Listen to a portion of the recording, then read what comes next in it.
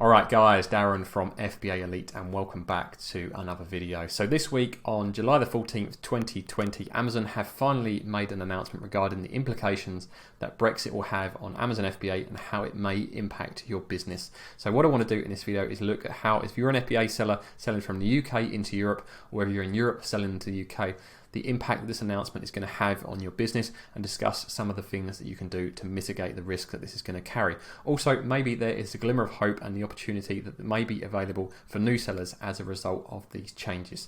So what I'm going to do for both this page and the Brexit guidance page, which I'm going to show you in a moment, is leave them on screen. I'll scroll down to the bottom of the guidance page as well. So for those of you that do not have a Seller Central account, you can just pause the video and you can read the announcements and the guidelines in full.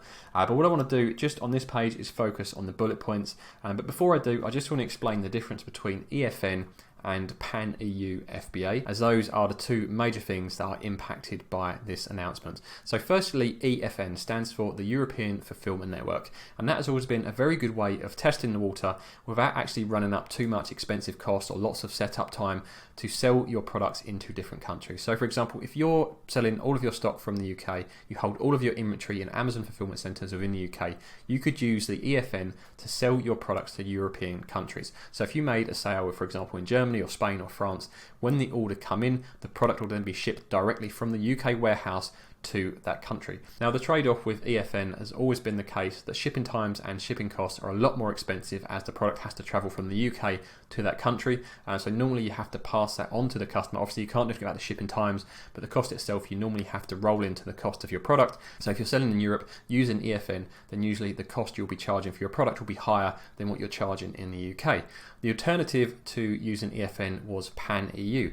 Now with PAN-EU, your stock is actually held in European fulfillment centers. So traditional Prime is available locally to those countries. Now the trade-off with PAN-EU is that you have to become VAT registered in all of the countries where your stock may be held. So normally that stops a lot of people using PAN-EU, as you have to be VAT registered in all of the European countries that Amazon's selling, and that can be quite expensive and a lot of time to manage. So I just wanted to explain what they were before we get into this announcement, and then hopefully it will make a lot more sense. So the first thing I want to take a look at is this bullet point, which is FBA offers using EFN will not be fulfilled across the UK-EU border. So if you've got stock in the UK warehouse and you make a sale in Europe, that will no longer take place from January the 1st, 2021. And that works both ways. So if there's people in Europe with stock in European fulfillment centres selling into the UK, they will not be able to use EFN either. So that's how EFN is going to be affected. You will no longer be able to test the water by trying to sell in the EU without actually becoming VAT registered and sending your stock directly to those EU countries.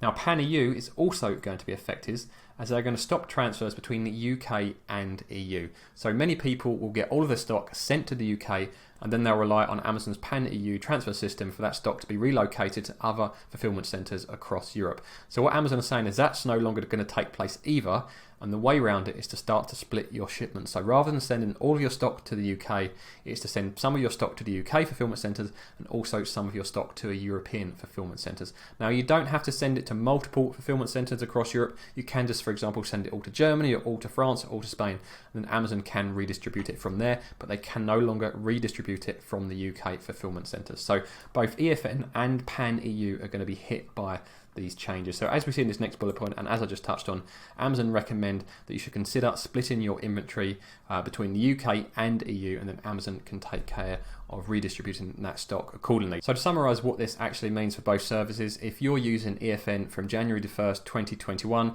this service is going to be retired, so you can no longer use EFN to sell from the UK into Europe or from Europe into the UK.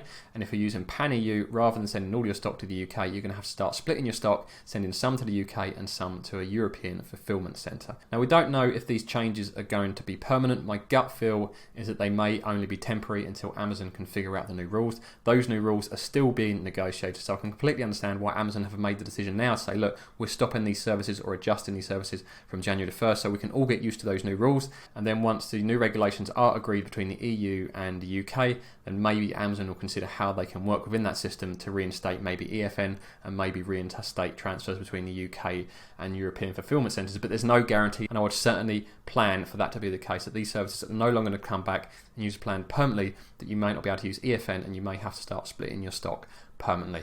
Now on this page there is a link to additional Brexit guidance, and I'm going to take you to that page now. And this page is really useful as it goes into Brexit guidance in a lot more detail, and there are a number of FAQs for you guys to look at. So what I'm going to do, I'm just going to scroll down very slowly, so if you want to read this in more detail you can just pause the video and go through it at your own speed. So if I scroll down to the FAQs to start with, so FAQs 1 to 4 there, and these are really useful FAQs, and to be fair, I know I'm normally on Amazon's back and criticise them a lot, but I think they're offering quite good information here, and they have announced this 5 or 6 months in advance, so hopefully it's enough time for us FBA sellers to adjust our business models accordingly. So we've got down to FAQ 4 there, so if I'll just stop there for a moment, and I think there's just a few more FAQs at the bottom. Oh, maybe there's even more than I expected. And there we go, just the final FAQ at the bottom. So hopefully you guys can take a moment to read through that additional Brexit guidance to find out all of the information that you need to find out about Brexit and how the impacts that will have on your Amazon FBA business. So I know these changes are going to have an impact on a number of people who sell from the UK into the EU or sell from the EU into the UK. However, I think there is a small glimmer of hope for us UK sellers, and that is that potentially there may be less competition on Amazon UK once Brexit fully takes place on January 1st, 2021.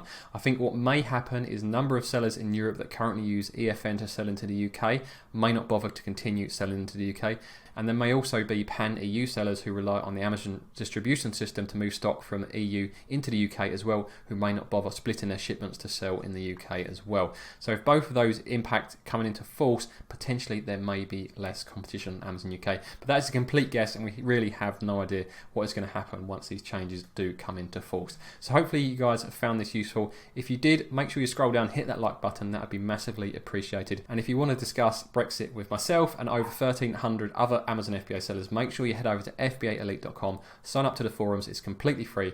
I'm on there most days, and I'll see you guys on the forums.